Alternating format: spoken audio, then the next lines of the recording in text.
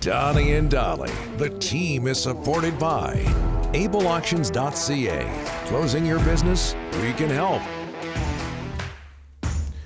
Friday, and all of our guests today, including Ryan Johnson of the Abbotsford Canucks, standing by. Brought to you by Quinsam Communications Group, which, of course, also sponsors our Is It Just Me segment.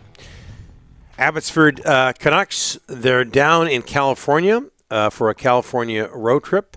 They begin that California road trip tonight against the San Diego Gulls, an old name from the old Western Hockey League. Yeah. You might remember, Rick. Ryan Johnson, Abbotsford Canucks GM, Vancouver Canucks assistant GM, joins us now. Ryan, thanks for doing this, sir. How are you? I'm good, thank you. Thanks for having me on, guys. Appreciate it. No problem. The question that's on a lot of people's minds these days concerning the Vancouver Canucks. Ryan, what can you tell us about Vasily Podkolzin's health? Well, I appreciate you asking.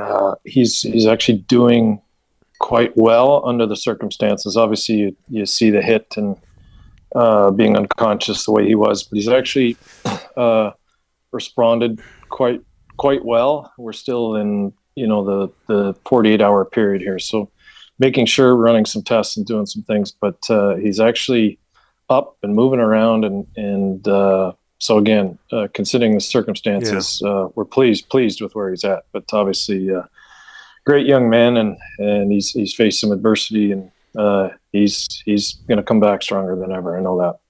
Ryan, before the incident, 5 goals and 2 assists in 6 games. What's your opinion of the way Vasily had been playing? Well, he was really playing on his toes, which is one thing we've really encouraged him. I think, as you guys would see over the past few years, maybe a little caution in his game in the sense of playing a little too safe. Very detailed player that wants to be responsible in all areas of the ice. At times, I think we found he wasn't using his speed and his strength and ability to protect the puck down low and make plays. So we've really been encouraging him to do that and play a little almost reckless in Abbotsford to get him on his toes. He's been doing that, but also taking some responsibility on the power play, I think, where he's become a shooter that has really, I think, putting some confidence and some life into him on the offensive side of things. And I think a light has gone off there in him a little bit that hey, he can be the guy and he can contribute offensively. And I think that's early. It helped him, and unfortunately with the injury, but we expect him to bounce back and continue on kind of where he left off. Hey, Ryan, would you mind elaborating on that a bit? Because usually when you hear talk about a young hockey player at the stage Vasily is at, it's, they're not responsible defensively enough, but you're saying he's focusing too much on that side to the detriment of the offensive side. Yeah, like I think you saw at points even in Vancouver where he wanted to be responsible, didn't want to make the mistake. And sometimes when you watch Vasily, he's such a strong, powerful skater when he gets up and going. So we've really been encouraging him, oddly enough, to take chances. And even if you saw his overtime goal the other night against Colorado, when he drops down, uses his speed, puts that leg out, and even at times I'd seen him last year in Abbotsford, he cut the corner on a defenseman and then be okay taking a shot from the outside. Well, that play, which we have talked with him, he drops the shoulder and takes it across crease and scores the goal.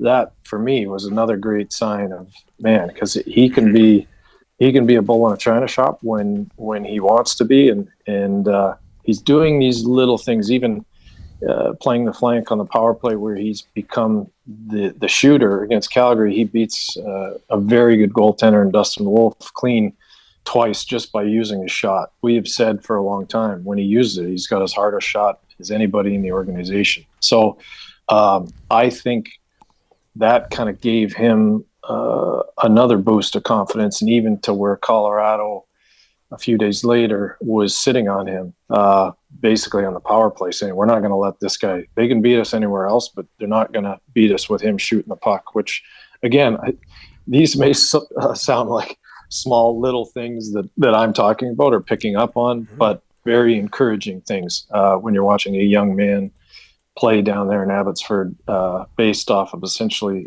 in what he's experienced over the last few years. Ryan, last one on Podkolzin. What's the plan? What does he have to do to get back? Is there a timeline to Vancouver? I mean, obviously, everybody loves the kid. They want to see him playing for the Canucks. But what's the plan? How long down there, and what does he have to do to get back?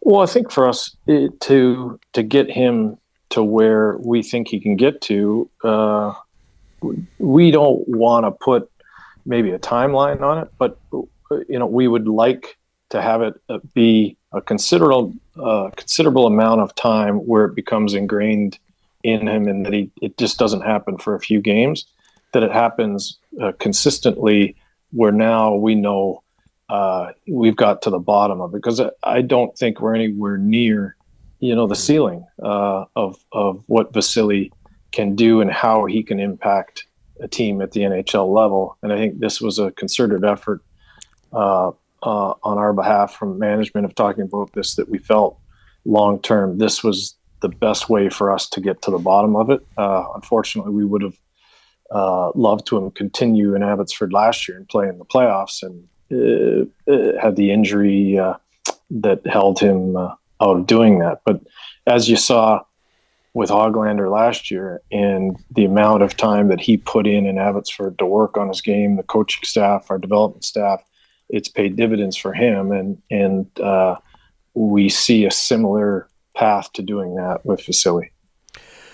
Ryan, there's a kid named Arshdeep Bains.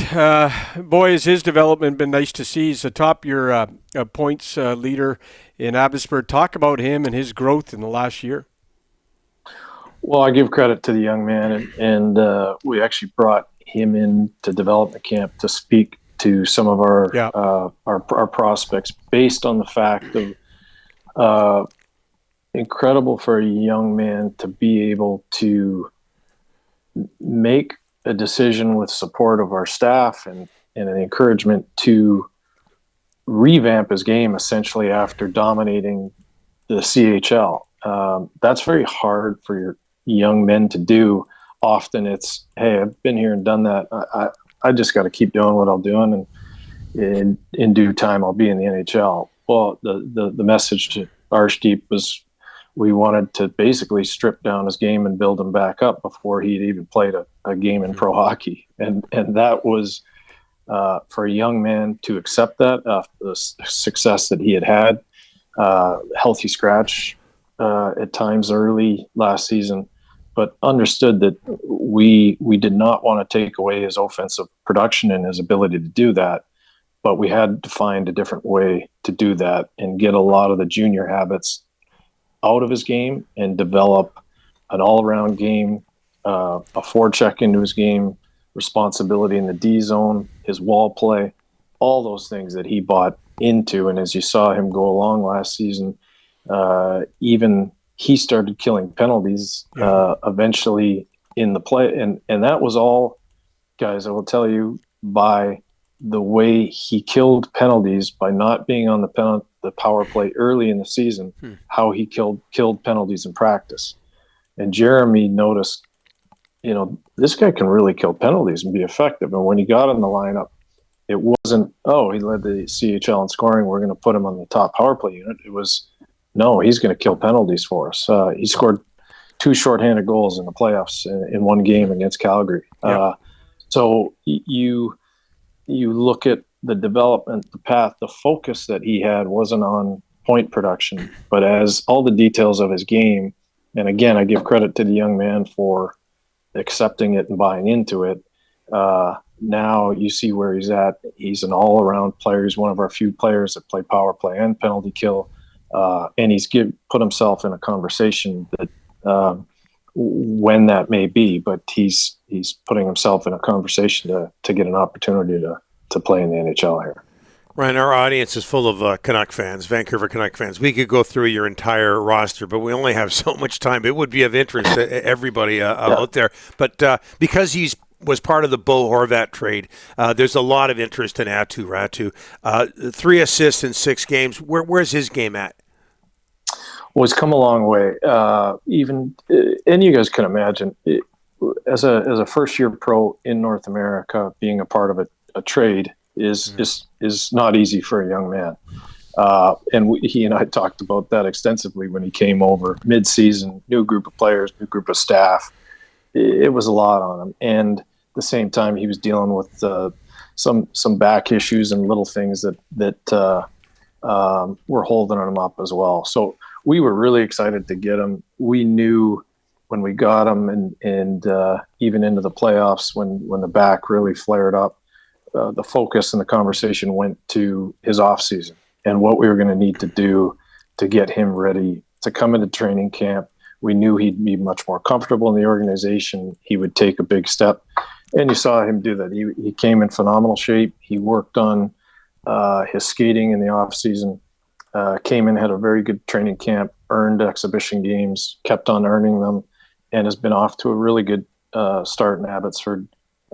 His puck pressure, he is using his skating to get involved in on the forecheck, and he's a really smart player when he has the puck in his hands. So it's been a great start for him, very confident. He looks very much settled, coaching staff, and so he's in a very good spot and has been a big contributor to Abbotsford very early here. Like I said, Ryan, we could go on and on. We could have you on for 2 hours. We appreciate it. I know we only good got problem so much to time. have, though. No, Yeah, it is. yeah. It's Good problem to have. It's a hockey crazy market. You know that. Ryan, thanks so much for doing this. We really appreciate it, and all the best. Thanks for having me on, guys. All the best. You bet. Ryan Johnson, GM of the Abbotsford Canucks.